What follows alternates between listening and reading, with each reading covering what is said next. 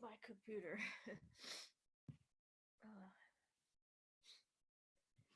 I don't know if that's a problem or not for them. You can just change your name on there if you need to.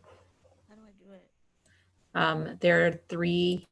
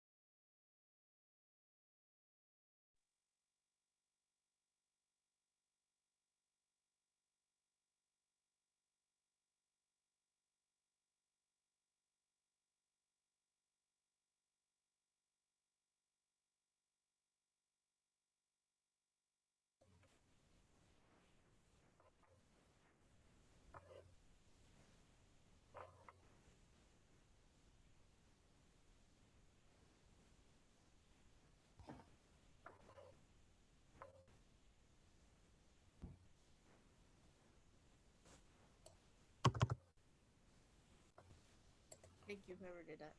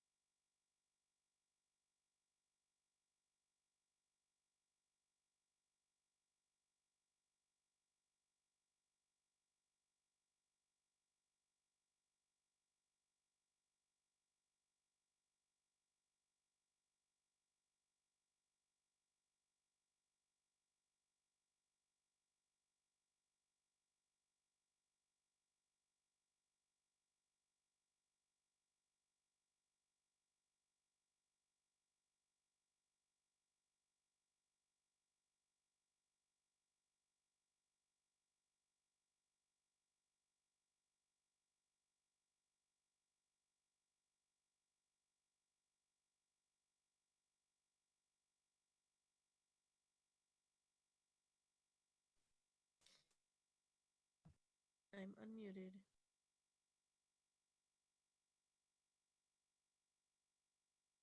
I can't hear anybody. I was hearing Audrey, but not anymore. I see Audrey has her phone muted. Can anyone hear me? Maria, can you hear me? Okay, I can hear you. Yep. But I think the meeting started, but we cannot hear them. Yeah, I can't hear any one of them. Can they hear us is the question. I don't know. Audrey can hear me. Yeah, we can hear each other, but Yep, and they can hear us. I hope you're enjoying this conversation, everyone. But yes, we cannot hear the meeting happening.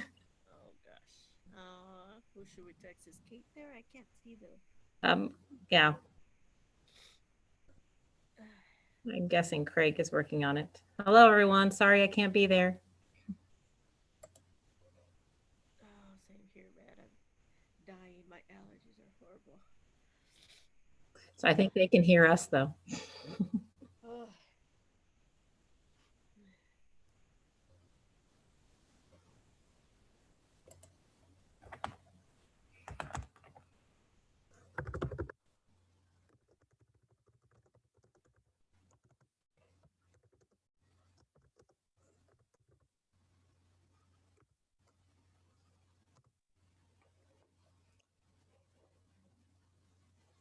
I was wondering, it's 6:04 and hasn't started yet. And Andy just asked me to call in, so I'm going to look up the number to call in.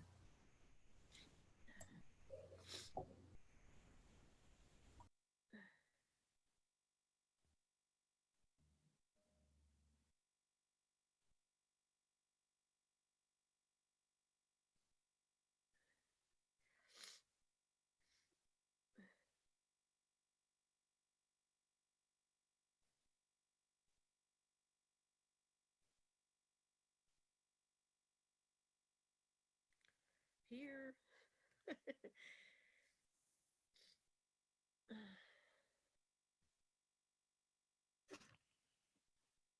So they want us to call in, is that right? Okay.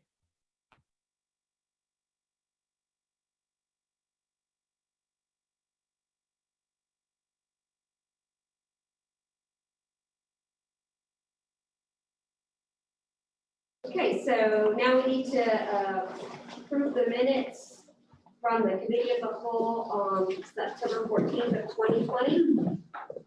Hello. Second. Roll call, please. Justin Anderson. Aye. Kate Schaefer. Aye. Maria Espargaro. Aye. Andrew Ware. Aye. Aaron Waldron Smith. Audrey Adamson. Aye. Sangeetha Rayapati. Aye. Have any communications or public comment? No. Thank you. Mr. McDermott, annual financial report. Thank you very much. I'm going to take the opportunity to introduce Chris, who is with RSM. As part of our requirement by the state is we have to have an external audit performed every year. So Chris has been working with the business office for the last 3 months to try to finalize that, mainly with Jen.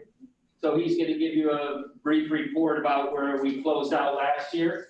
If you have any questions when he's done, feel free to ask us, because we have to submit this to the State Board of Education on the 15th of this month. So with that, Chris, I'll give it to you. So I'm going to go through the presentation that they've provided. He also has the CAFR as well as the annual financial report and the auditor communication packets as well within that there. If you want to flip to the second page, really the agenda, it's going to be quite simple tonight. I'm just going to go over kind of our required communication and then as well as go into some financial performance of the district. Page 3 goes over our required communications with the district officials. Our responsibilities are to audit under 2 accounting standards. One is generally accepted auditing standards, and that requires us to issue an opinion on the financial statements. As with last year or previous years and this year, the district received a clean or unmodified opinion, and that is just saying that the financials are free from material misstatement. It's the best opinion that the district can receive under the auditing standards. The other standards is the government auditing standards. This is where we come in, look at the internal controls of the district. We don't opine on those internal controls, but we would communicate any significant deficiencies or material weaknesses that were found throughout our audit process. As in previous years and in the current year, there was no significant deficiencies or material weaknesses to report by government auditing standards. Each year, the Accounting Practices Board issues new GASBs that the district will have to implement. Due to COVID this year, they did release GASB statement number 95, which delayed the implementation of all of the standards that had not been yet adopted by the district. So there are a few coming down the pipeline that we are working with Dave and Jen, mainly related to leases and some fiduciary activities that we'll be working with Jen throughout the next year to get those implemented for the years after. So, and making management judgments and accounting estimates are included within the financial statements. Those are outlined more in detail in the auditor communication packet. But really the estimates that management makes are those depreciable lives given to capital assets, your incurred but not reported related to your health insurance claims, that liability at year end. And then the assumptions used for the district's cost sharing and own other post-employment benefit plans, as well as the IMRF and TRS pension liabilities that are all computed based on an actuary's calculations, and we came in and deemed those were reasonable. There were a couple audit adjustments that were provided by us to management. Those are outlined in the auditor communication packet. Those were deemed to be worked with through management, and we made them and recorded them within the financial statements.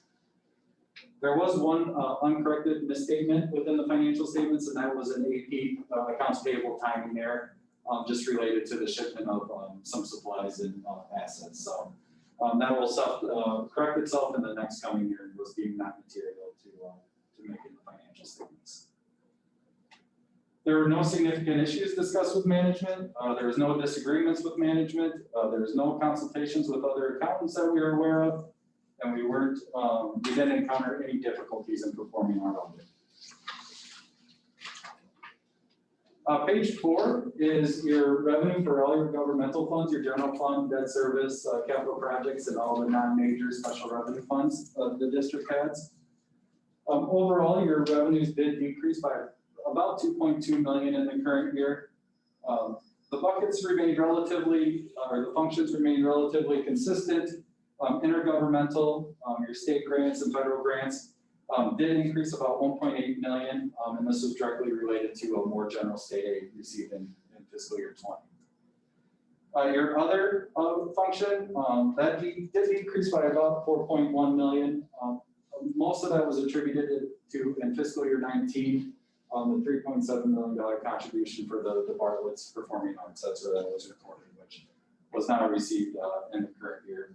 That other bucket also includes your local funding sources, your student activity accounts and stuff like that. The next slide is your expenditures by function for all your governmental funds. Overall, you did see an increase of about 17 million in the current year. The two buckets that changed the most were your capital outlay. These are your capital projects for the district. That did increase by approximately 4.6 million. A lot of that had to do with the Moline High School renovations, the HVAC and the PE facility.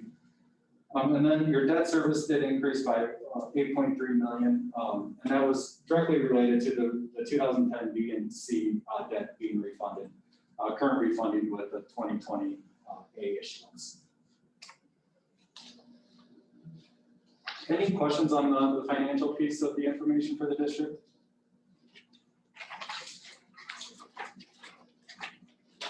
The last slide is just your general fund balance unrestricted. So this would be if the district stopped receiving money as of right now, or as of 6/30, how long could the district support the expenditures of the district? So as you can see, in the education fund, very consistent with last year, it's 135 days.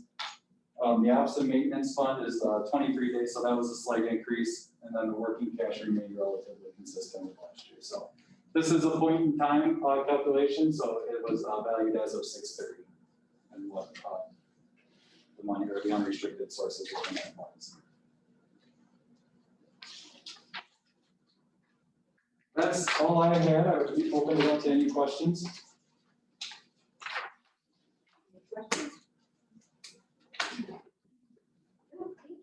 I would like to thank Dave and Jen. This year was quite not our usual audit. We work 100% remotely, so I appreciate Jen and Dave taking that time and kind of the inefficiencies involved with scanning information and all that stuff. So I think it's a great, and we still got the audit done and issued on time. So appreciate it. Thank you. Yeah, thank you. Thank you.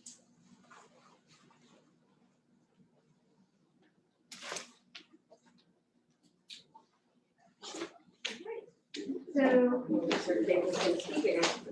we have English learners update by Mrs. Perkins. So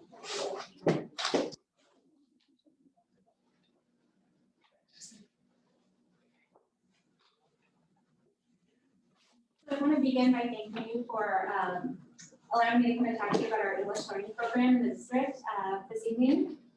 While this is my first year in this role, I'm actually beginning my 21st year with the district.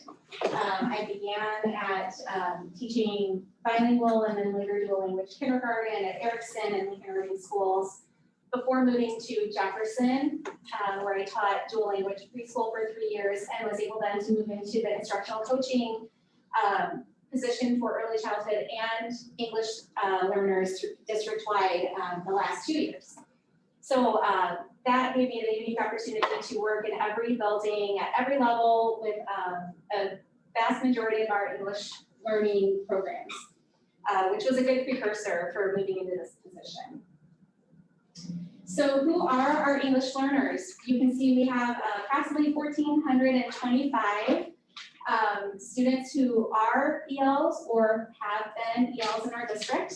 We have probably over 50 languages. 46 are identified in our system, but we have more than that with families marking other. And every school in our district serves EL students in some way. So it impacts every building.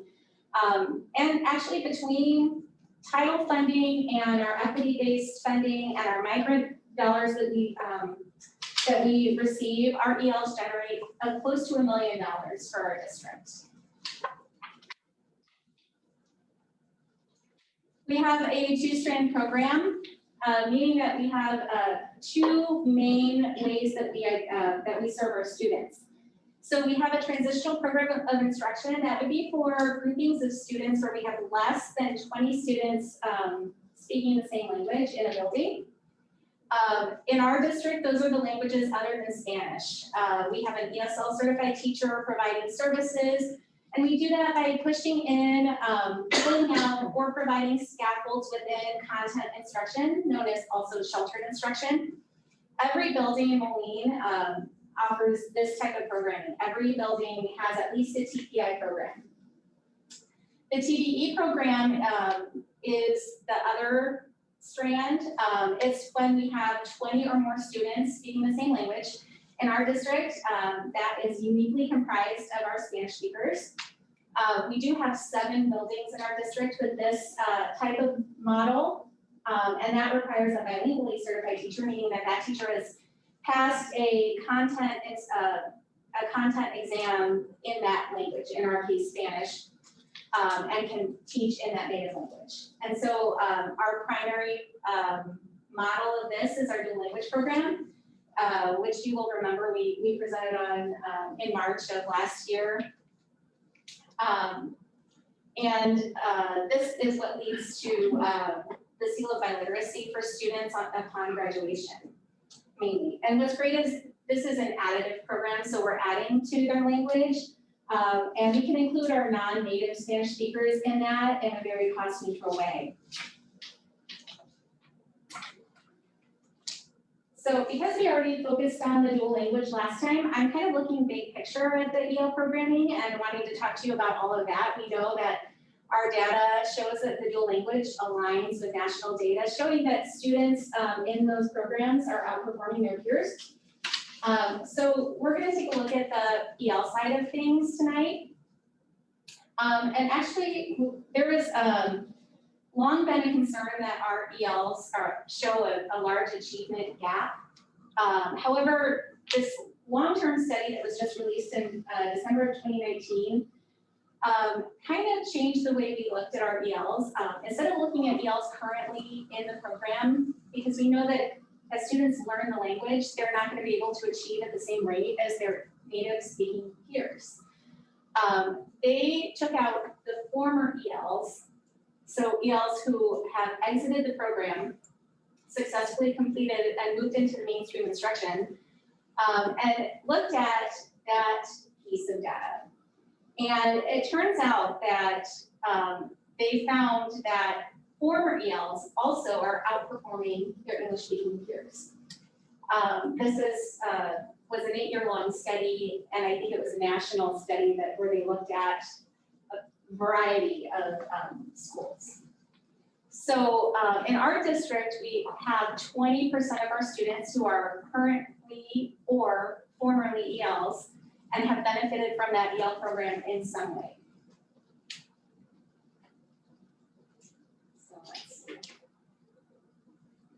So let's take a look at our own data. Based on this research, this year we added a new tag to our data tracking, known as former ELs. We hadn't really tracked the students who had previously been in our program.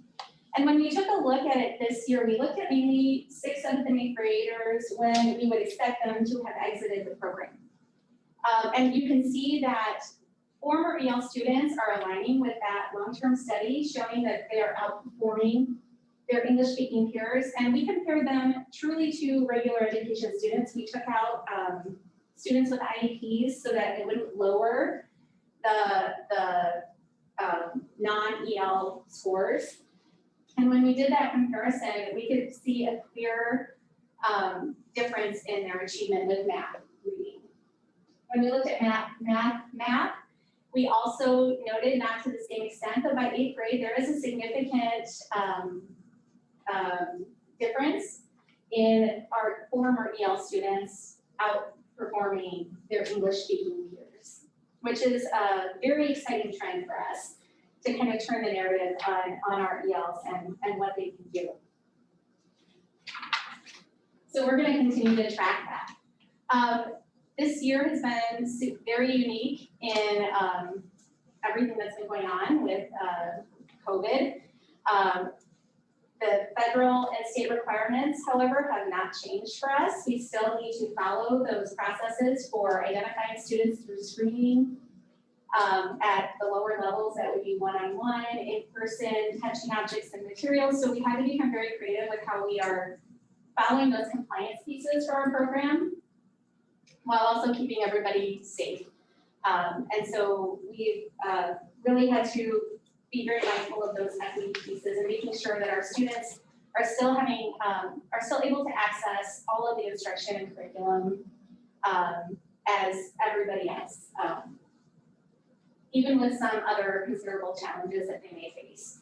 So through technology and connectivity, through the one-to-one devices that we've been able to offer, through the connection pieces, through MediaCom and hotspots that we've been able to offer students, we've been able to give them that opportunity to access the curriculum and get that same instruction that they need.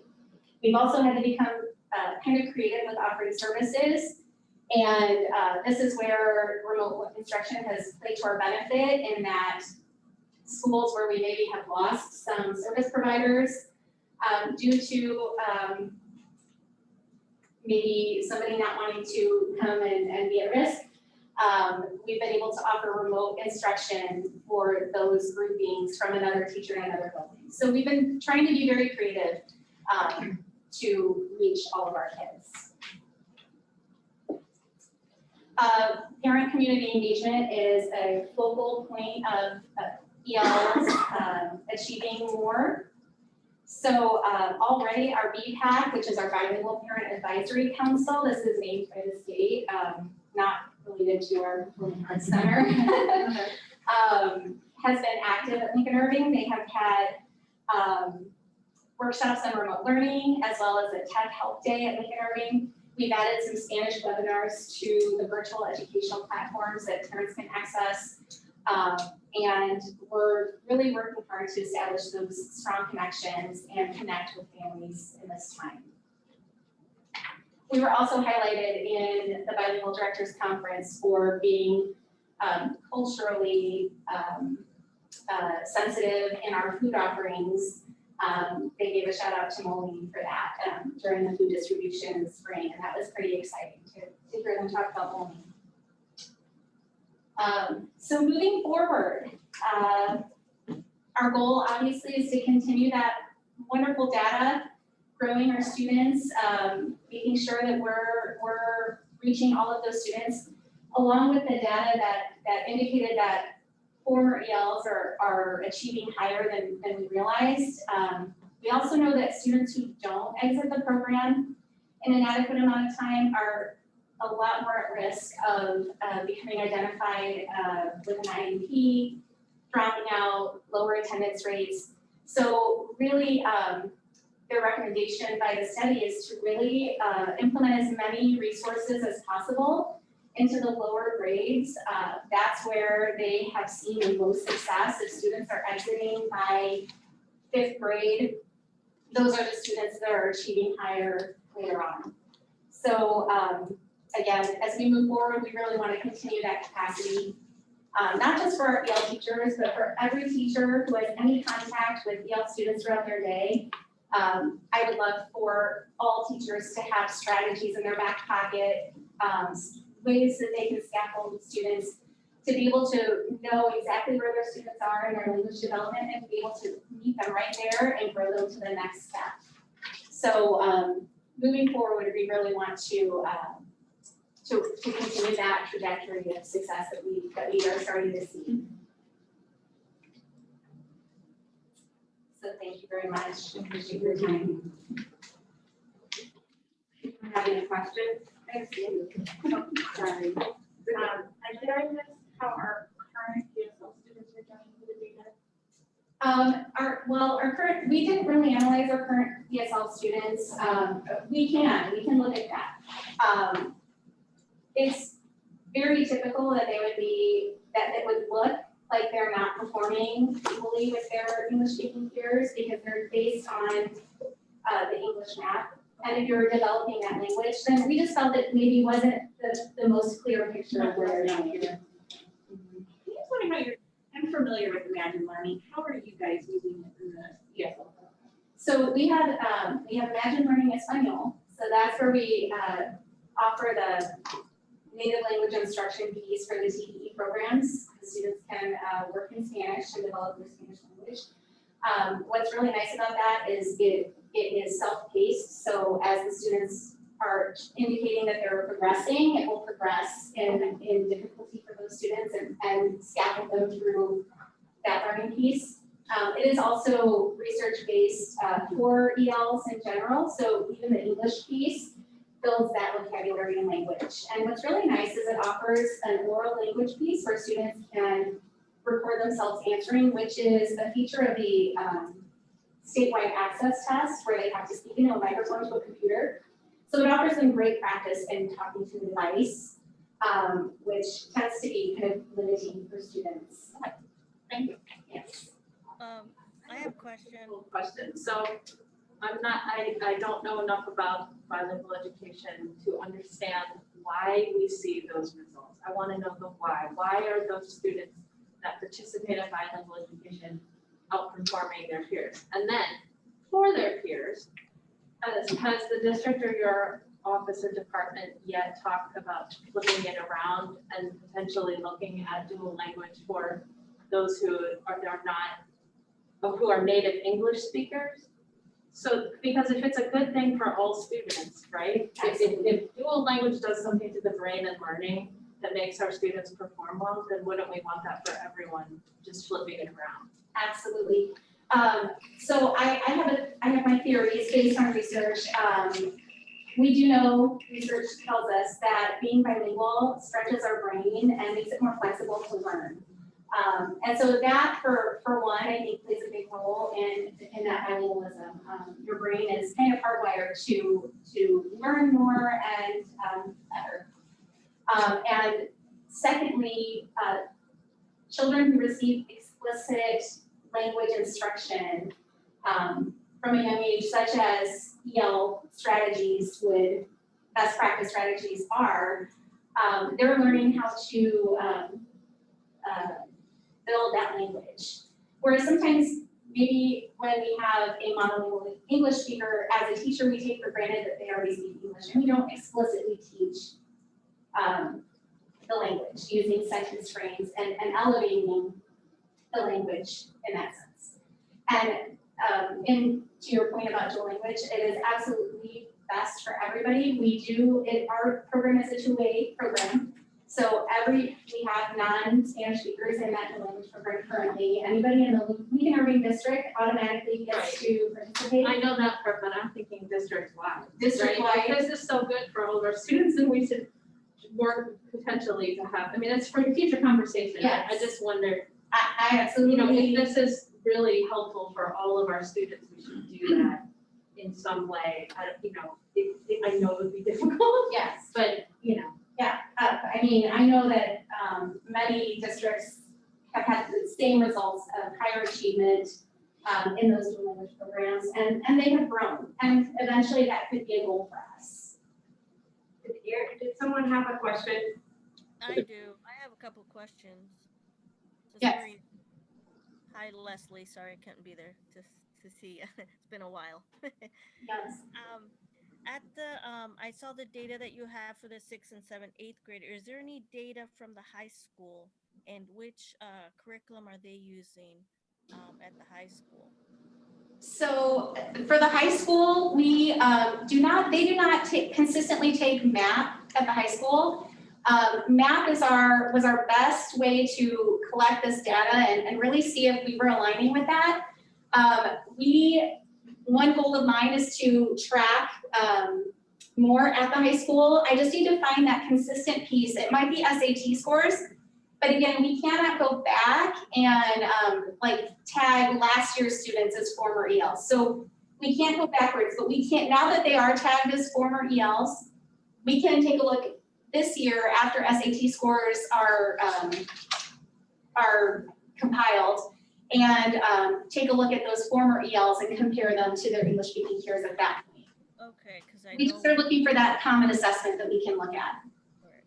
we And- go ahead, sorry. And so for, as far as curriculum at the high school, right now, we have our self-contained ESL classrooms at the high school. And they utilize primarily that sheltered instruction approach where they teach the content using scaffolds and strategies for EL, such as sentence frames and visuals and all of those things. Yeah, when as you know, I was there as an EL teacher. I taught there was a pre-algebra math.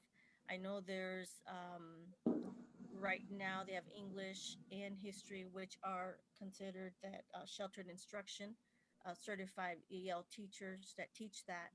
I was just wondering why or when they did away with the math, because I know the numbers for newcomers are just, I mean, I work at Rock Island School District and our numbers are going up. I'm part of the department head there of the EL, and we just had probably 20 within the last maybe 2 months, even with this pandemic, 20 newcomers come in at the high school alone.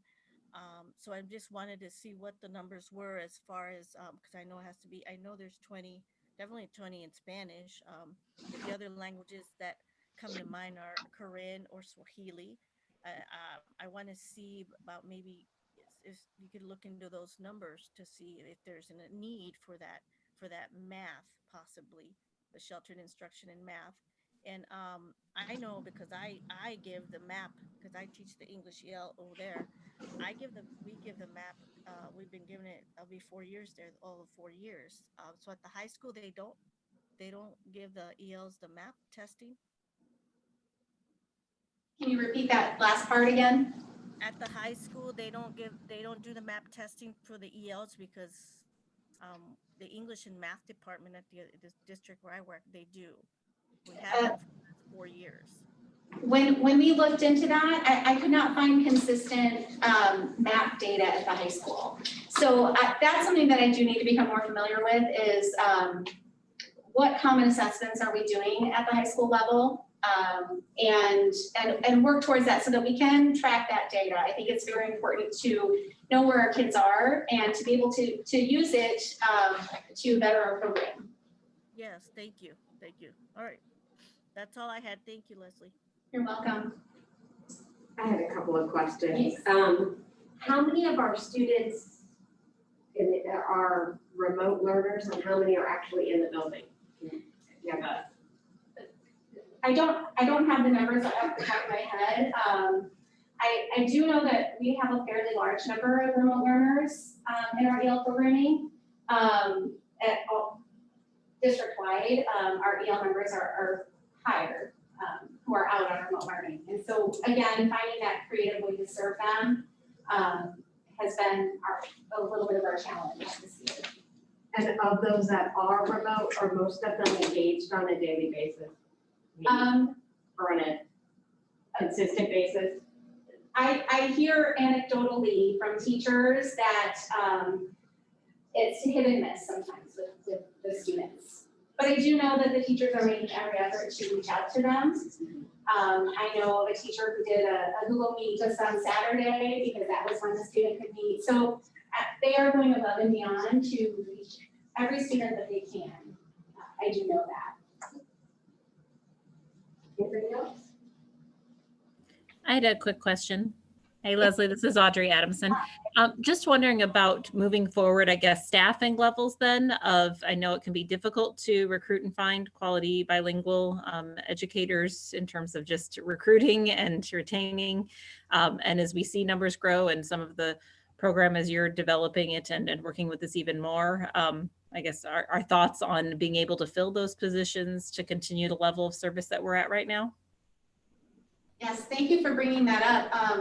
I forgot to mention a very important piece is we have a partnership with Western Illinois University. And we've established a cohort for current teachers to get their EL certification. So currently we have 16 teachers signed up for that, and they're working to get that certification that they'll be able to take back to their classrooms.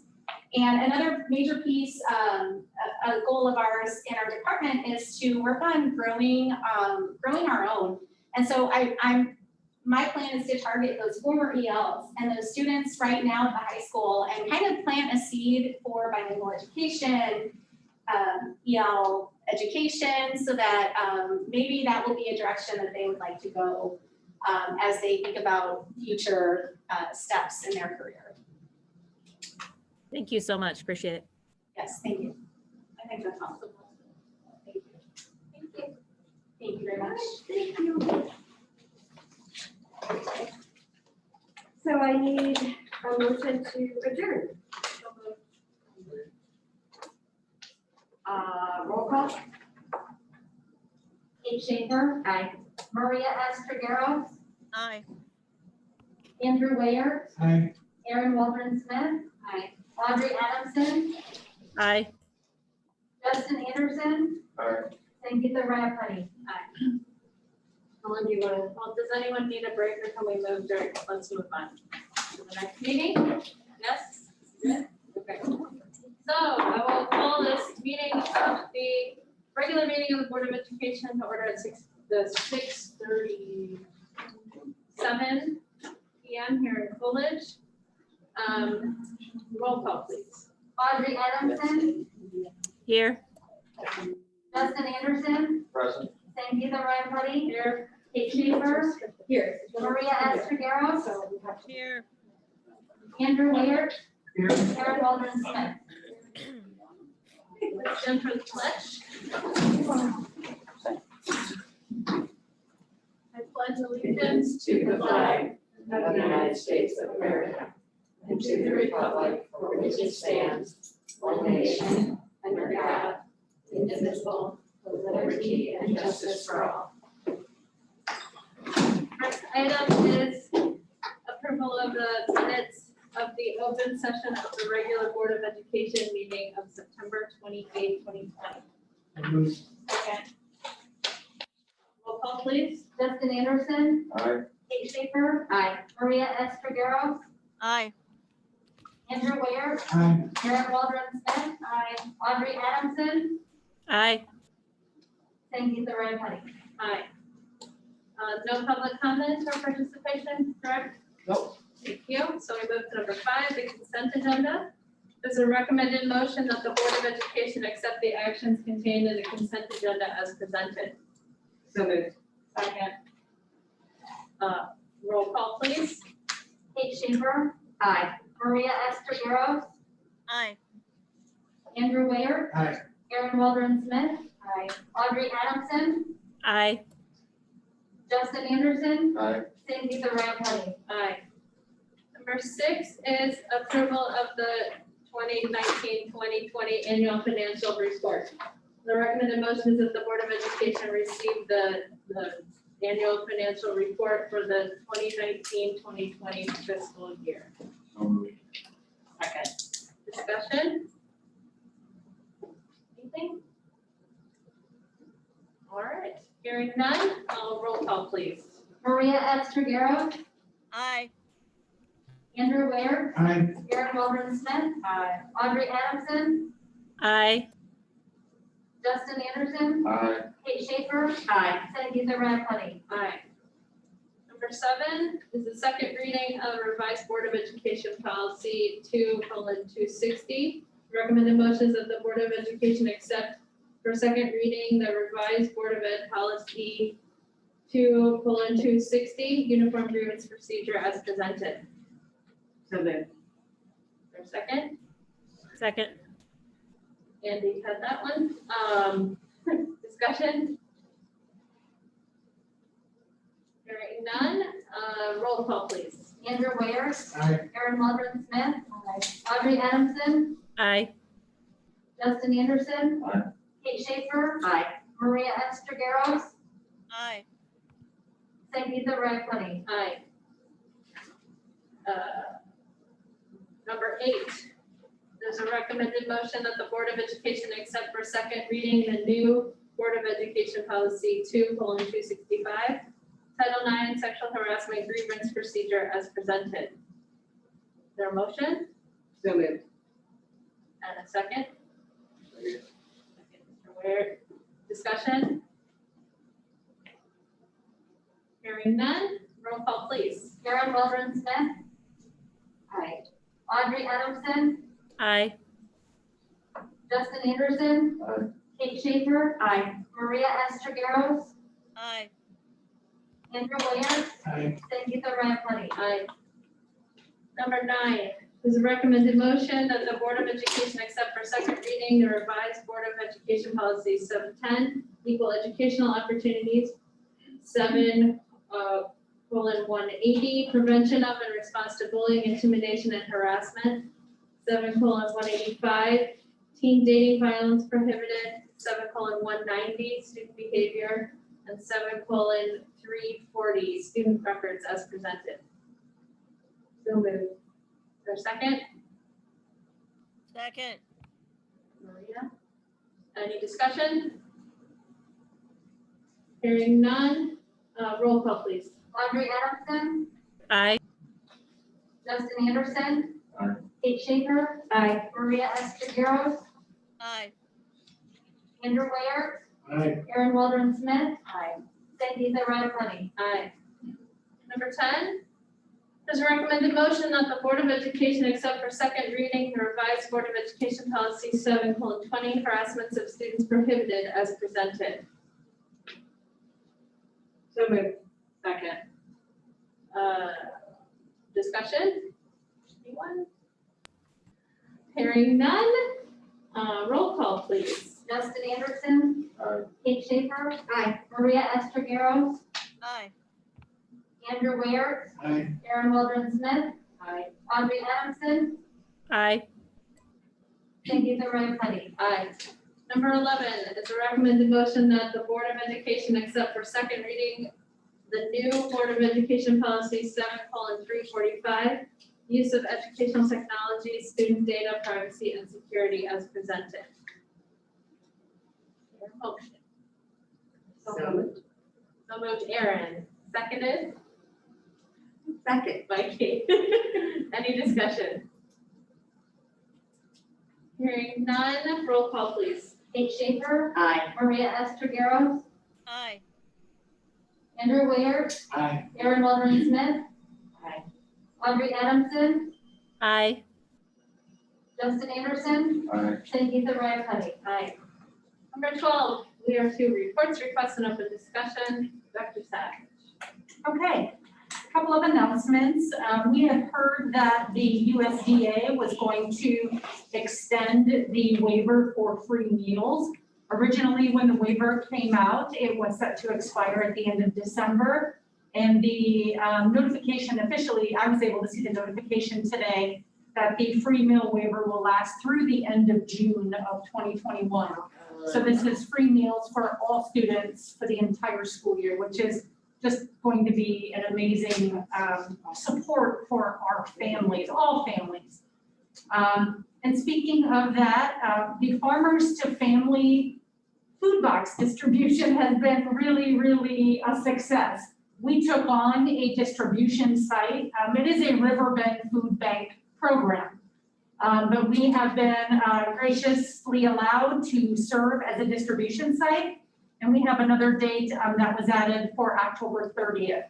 So the program will officially end at the end of October, with that 30th being the last date. And we have run out every single time.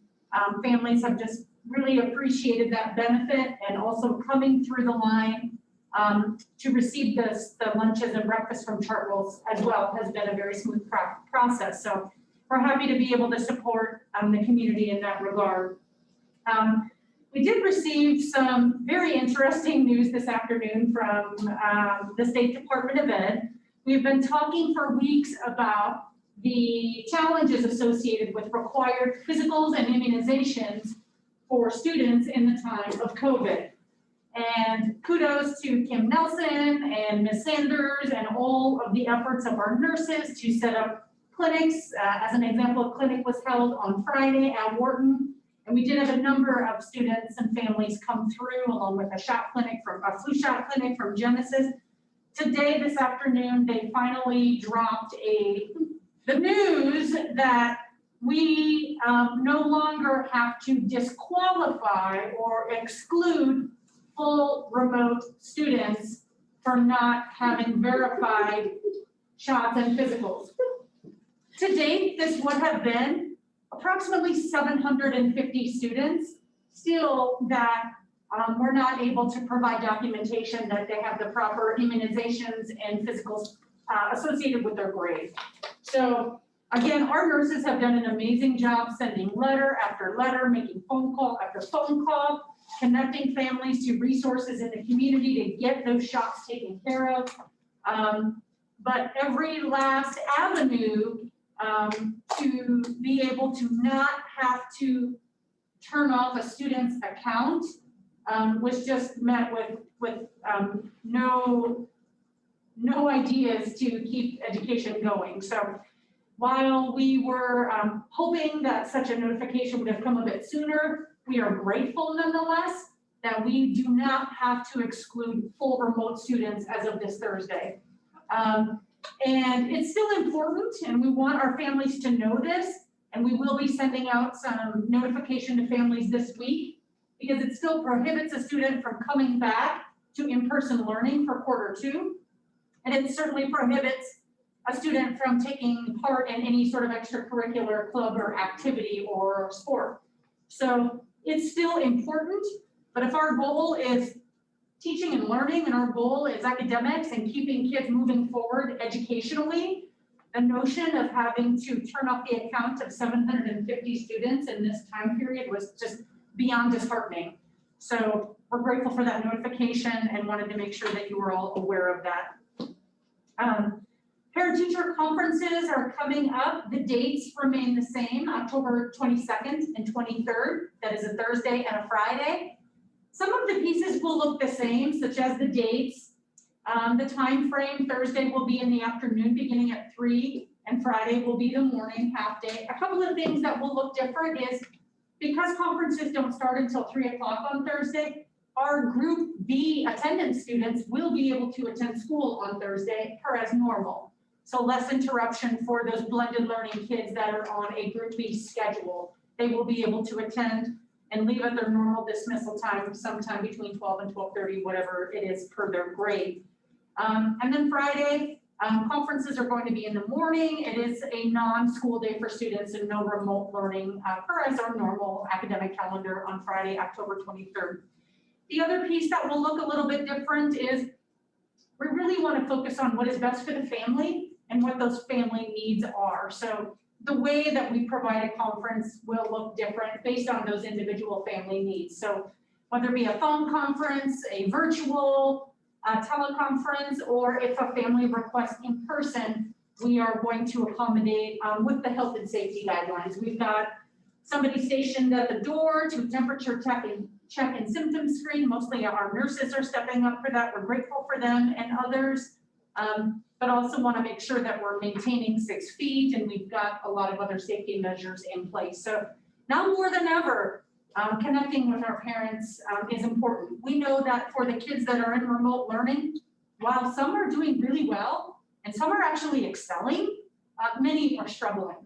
And we know that our families choose remote learning for a variety of different reasons, and we respect all of those reasons, but nonetheless, it poses great challenges for kids, especially the younger ones. So we want to make sure that we're making parent connections and conferences available.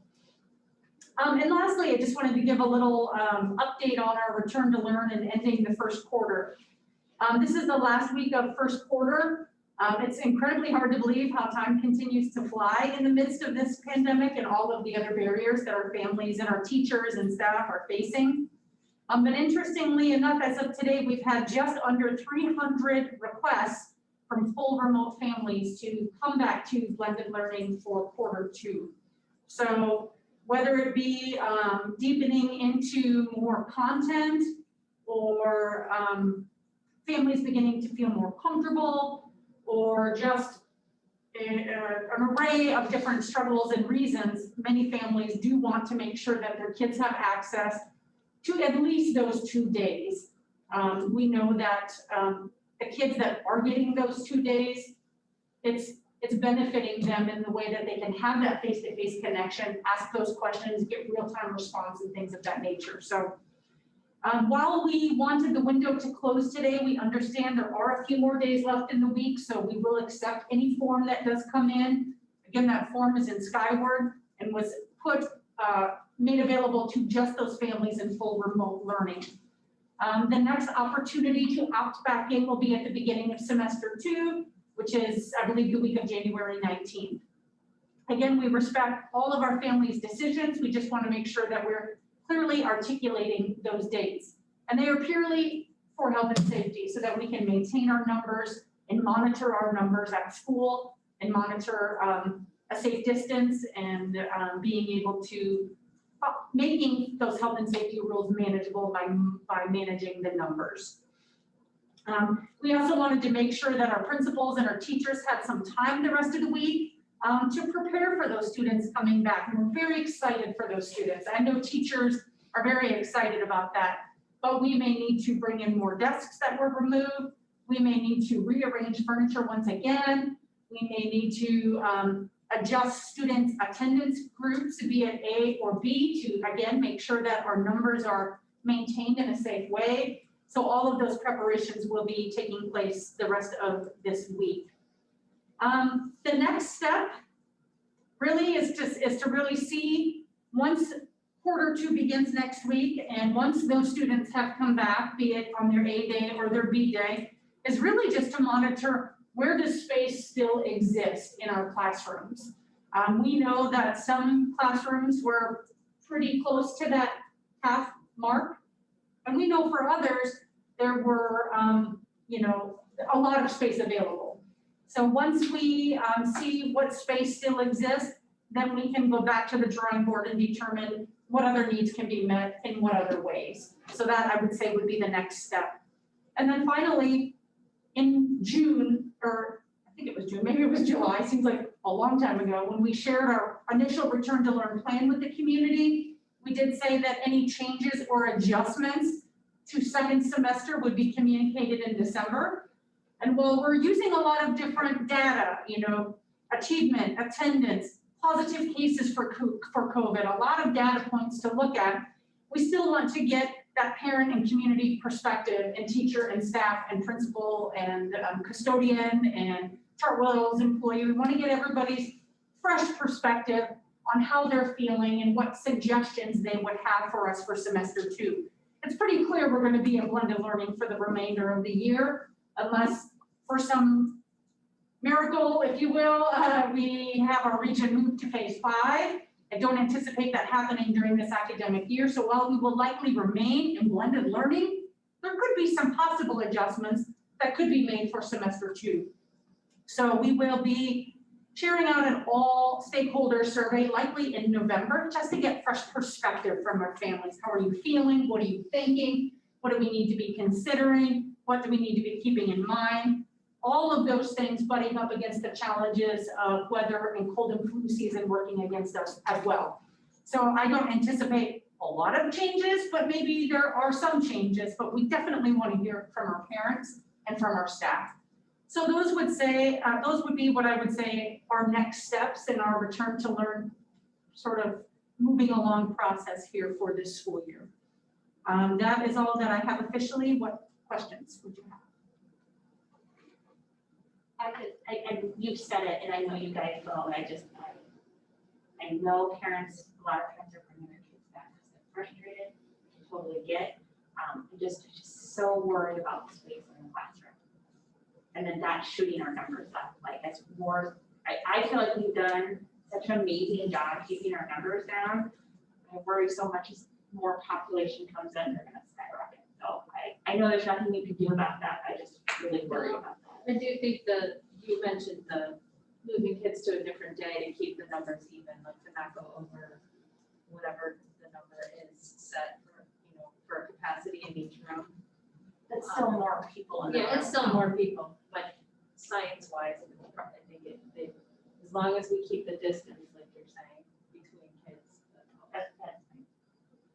And also at any time, should a family feel uncomfortable with the increase in the classroom, and it might not even impact every classroom. I haven't provided quite the breakdown of school or grade, and I can do that for my update coming up at the end of this week.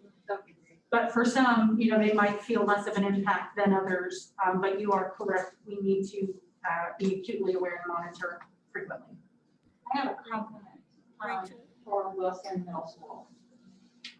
Like you said, there are disengagements and kids who are struggling and parents who are struggling.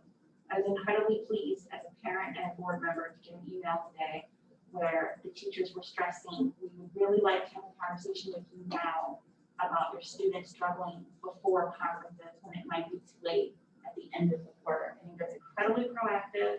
I think that's trying to not wait till the fire is blazing. I was really pleased with that. Someone online? Maria. Yeah, I have a question.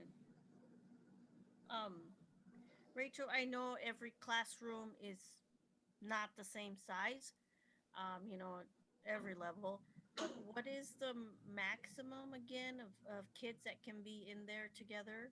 Did we kind of throw out a number out there? Is it 10? Is it 12? Do you know? Do you have an idea? Or is it, let's say for elementary and for the junior highs and the high school, that number different? Kristen, could you repeat what? She said she knows the classroom sizes are different, but what is the maximum number of students that we would have attend in a class? Is there an estimate of that? Is it 10? Is it 12? Is it 15? So what's the maximum number we would have in a class before we would say it's too full? We are ballparking between 12 and 15, and we would take two measures to keep that under control. Rather than saying, that class is too full, you can't come back in, I would prefer that we find a different space for that class, or maybe swap a classroom that might be a little bit larger, that doesn't have as many students. So if a class is reaching that 15 mark, which in my mind, I would think that would be half in an average classroom, I would say that we should be finding another space so that kids can properly space out, or finding families within that classroom that would be willing to change attendance groups. So principals are actively engaging in that work this week to make sure that our numbers stay at an acceptable level and that we've got as much distance as possible in the classroom. Great, thank you. Yes, that was my concern. Thank you, appreciate it. Any other questions or comments? I just have one comment. The last food distribution on a Friday, I guess it was, I did have a couple of people that live in that neighborhood that suggested maybe we would want to have